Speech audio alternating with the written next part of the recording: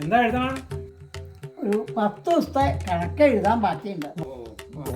വരവാത്ത കുറവും ചെലവ് കൂടുതലും. ഇപ്പൊ ഇന്നലെ തൃശ്ശൂർക്കൊന്ന് പോകണം വിചാരിച്ചു. 10 റുപ്യ അങ്ങട്, 10 റുപ്യ ഇങ്ങട്, അപ്പൊ 20 റുപ്യ വരവ്.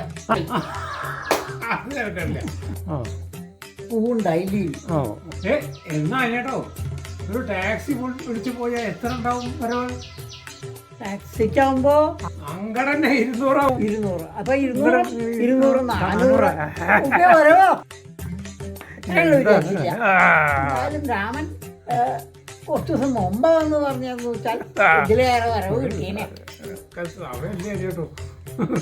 അല്ല, എന്നാ കുറെ അധികം വരവുണ്ടായേനെ. രാമൻ എന്താ കുടിക്കാൻ ചുക്കുള്ളോ സംഭാരോ? കാപ്പി തന്നെ ആവാം. ഡിക്കൂഷൻ കാപ്പി ഉണ്ടേ. ഏയ് 2 കാപ്പി വേണം. ഒന്ന് സ്ട്രോങ് ആയിക്കോട്ടെ.